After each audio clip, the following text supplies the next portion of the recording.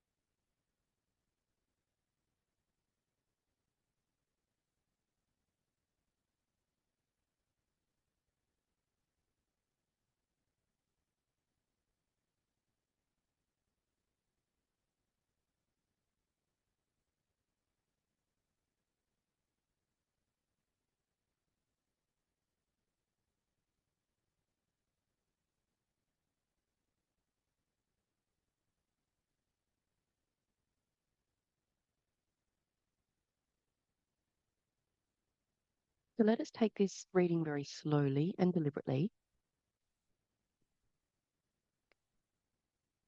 And then we can get into some fabulous questions that have been sent in, and any from those of you that are here. The importance of the recognition of impersonal being and being impersonal.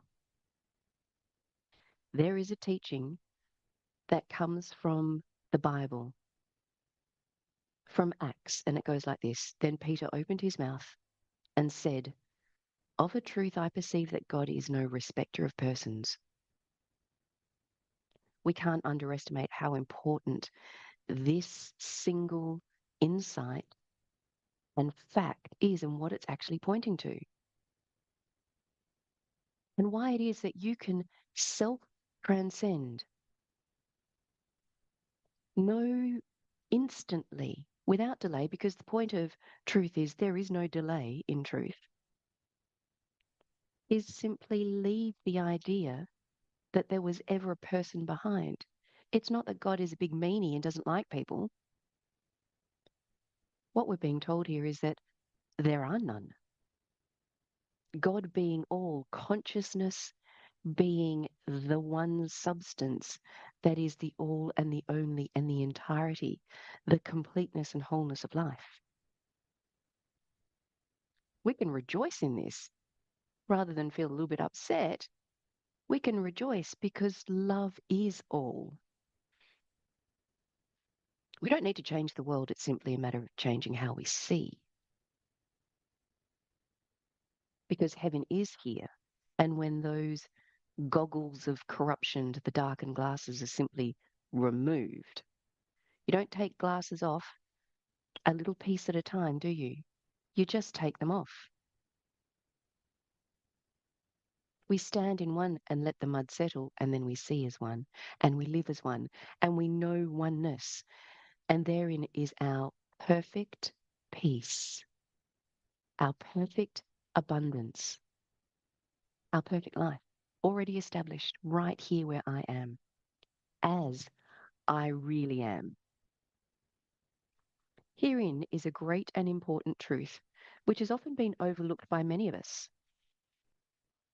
The infinite all has no awareness of persons, being the one and only indivisible, inseparable all. God could never know or be conscious of a separate being called persons. Consciousness being entire isn't interested in or aware of what it seems to be conscious of. It is simply being its entire self omnipresently, omnipotently, and omnisciently in omniaction. Indeed, there is identity. So here's where the confusion is. I know I am. Yes, beloved. You do know what you are. You just have picked up a whole bunch of rubbish about that which you are not. What do you do about something you're not? Put it down. Why would you hang on to something that isn't anything? It's silly, isn't it? Which is why humanity is considered to be a mass case of insanity. There's no better or worse, no good nor bad in humanity, no attempting to improve. There's no such thing as personal growth and improvement. Just as, in fact, Abraham Maslow told us his whole life's work was the hierarchy of needs that seemed to come to a pinnacle of self-actualization. But his final work was self-transcendence. Leave that behind to know your happiness, your inherent perfection, unopposed, unchallenged, constant, permanent. Indeed, there is identity, but the identity is never a separate being. God is conscious of the identity and of being each identity. But God could not know or be conscious of or as a divided intelligence. Mind, life, consciousness, or love. There's no division there.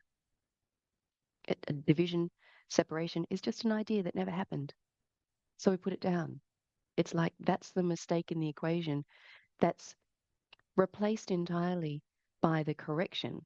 That's why it's the truth that sets you free and not faffing around in nothingness, which unfortunately happens a lot in the world of spiritual conversations. There is more faffing than direct, precise pointing for us to simply recognize the truth for ourselves, not to follow someone. The whole guru system is outdated. It served a purpose, and that purpose is over. The second coming, and isn't it relevant we're talking about that this week of Easter? The second coming is the recognition that Christ was illuminating the way of I. Who doesn't have an I? Do you refer to yourself as I? That's because you are infinite awareness. You are God being aware in consciousness only, in incorporeality, invisibility, spirit, consciousness. This is already the case. So we simply need to learn how to see aright that which actually is, rather than continue to muck around with that which isn't.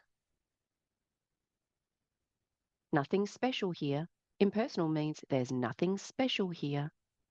No one is ordained. Even Christ Jesus was not ordained greater than you, beloved. But it's got nothing to do with a person.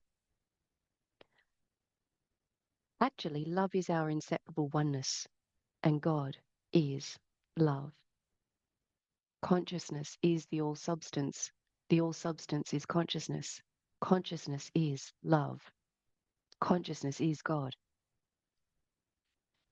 The fallacy of separate persons can easily be discerned when we fully perceive the following. Most of us can readily agree that there is but one identity, and that this identity manifests itself as every identity in existence. Just like an author that is also every single character that it authors. And you would agree that every character in a book seems to be unique or individual, but it's still all the author, isn't it? Never anything but the author. It's really a great simile pointing to the one relationship of awareness in consciousness and conscious awareness. What I is awareness. I is just the name that awareness gives itself. To say that there is I and then there is I, Sally, is just complete nonsense. It doesn't need to be rectified by any particular process, but simply dropped. Just like if you had a mistake in a maths equation, you wouldn't try and keep it in and expect the answer to be right. The mistake is ditched. You chuck it away, as I like to say. Because the answer is God is all. Consciousness is all. Truth is all that there is. Absoluteness is absolute.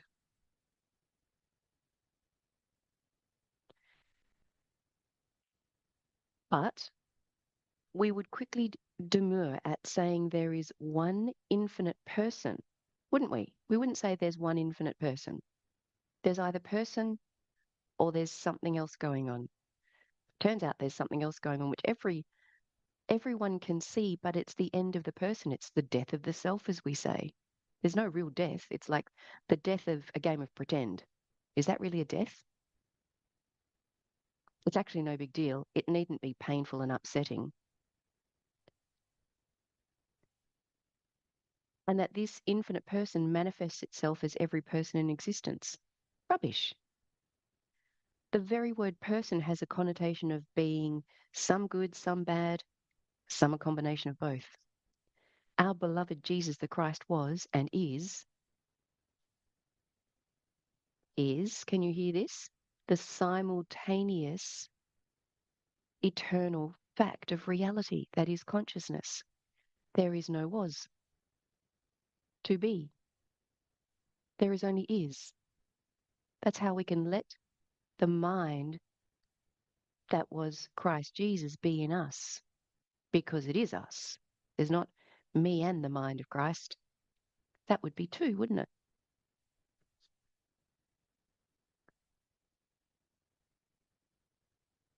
So our beloved Jesus the Christ was and is clearly aware of the fact that there is no good person, nor is there an evil person.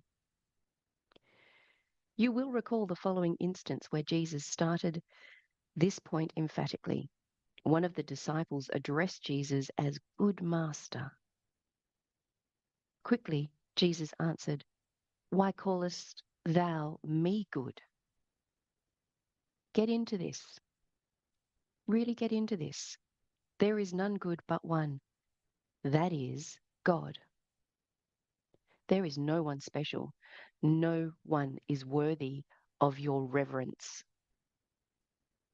Beloved, you are the very one.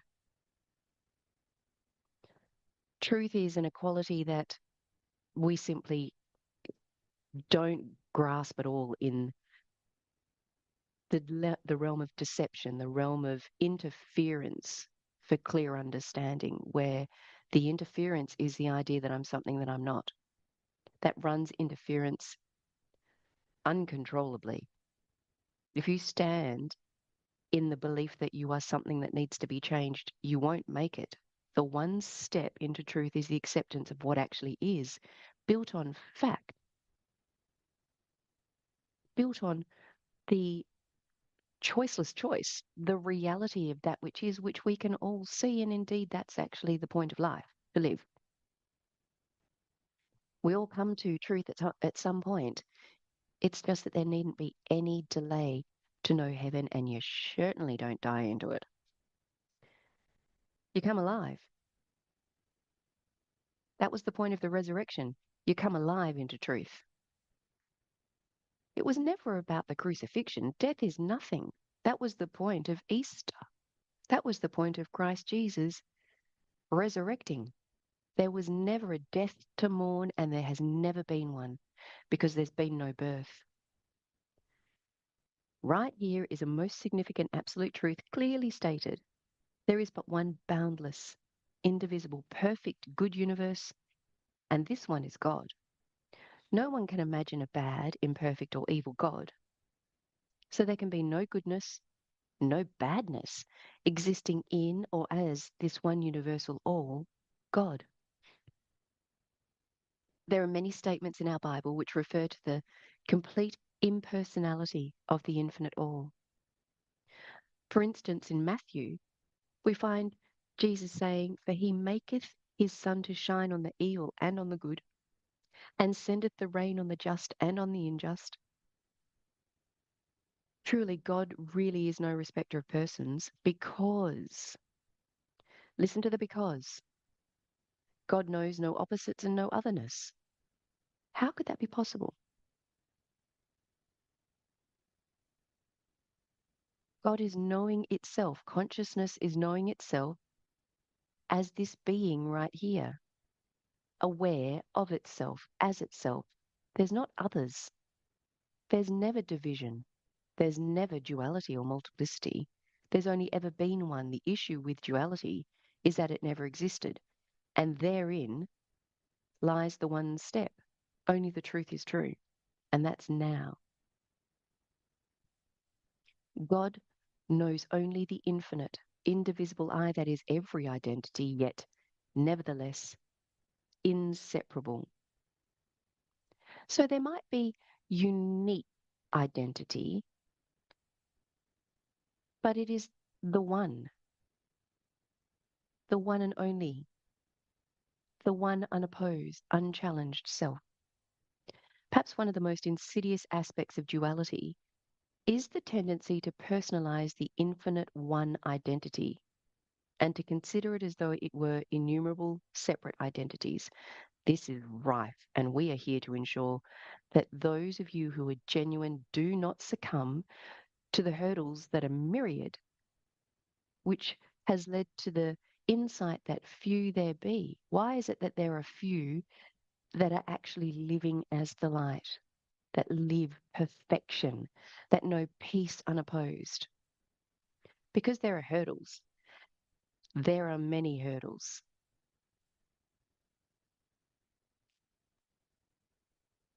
This fallacy would, if it were possible, have God be a personal, man-like God who apparently is both good and evil.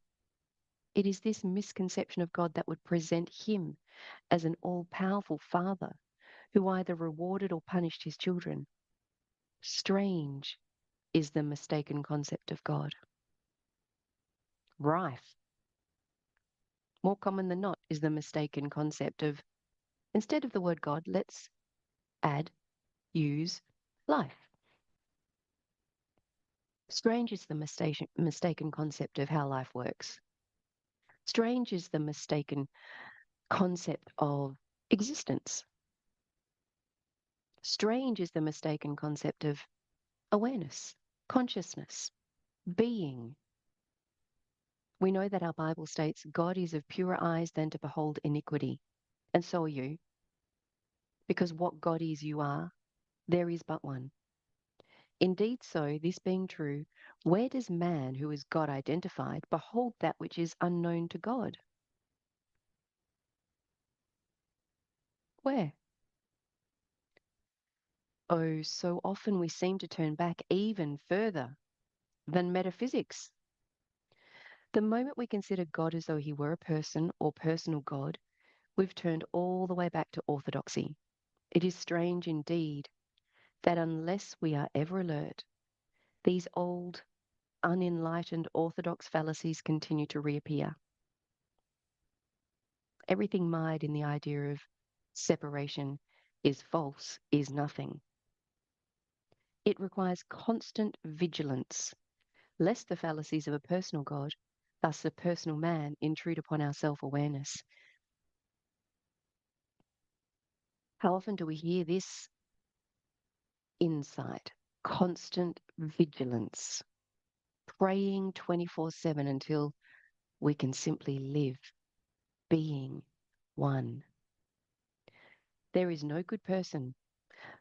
Equally, neither is there a bad or evil person.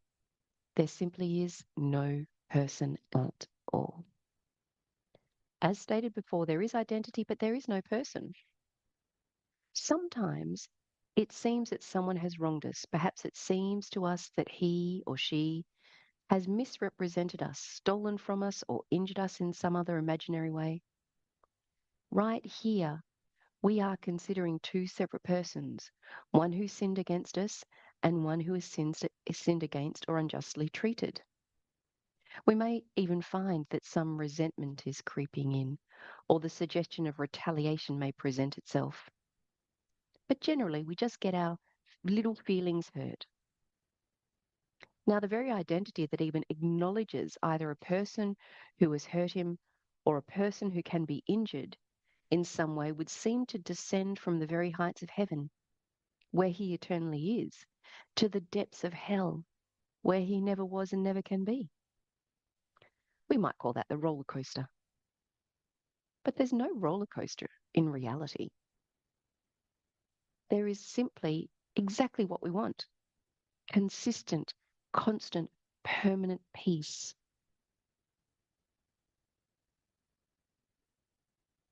But let us be alert. Let us be vigilant. Let us not be deceived. Because when you know the truth, you can't be. That's why we're told the truth sets you free. Know the truth. How well do you know the truth? That's your only business. To know heaven, know the truth. We are totally unconcerned about what someone called another person may say or do.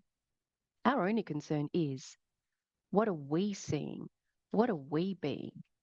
True, the one who maligned us may seem to have a problem, but that does not mean that we too must seem to have a problem. We just do not accept, acknowledge, or believe it. Thus, we have no problem at all. We know there is but one I, and this one knows no separation, no duality, no person, good or bad. We find ourselves saying, what is this to me? Our only concern is to stand firmly and with such great humility, which is the only point of power, on, in, and as the absolute truth, knowing full well that everything and everyone is the same truth. Pertaining to this particular aspect of our subject, I must tell you that we do reach a point beyond any response to duality, whether it be called bad or good. That's why we're here. Living truth isn't a debate.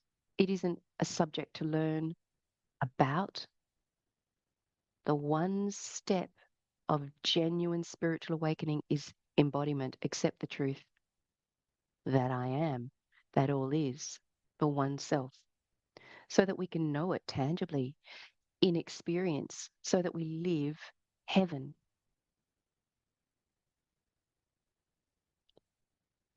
We perceive that it is just as false for us to be hurt or offended as it would be if we were to harm or offend one we call another. The fallacy is all in the delusion of separate persons or separate anything in existence. The misconception lies completely in this officious lie, mistake, error, just a mistake. A mistake is just waiting to be corrected, called duality. It never happened. It's just replaced by the correction. Another way to say that is awareness simply resolves ignorance, because ignorance is never anything. Beloved, we're here to know heaven and live heavenly and claim the promise of heaven that has been given. Perfect peace is fact. The greater works is normal, and the higher mysteries is pure joy. So let's take a moment. We're actually going to come back and finish this tomorrow, and then we can get into some questions.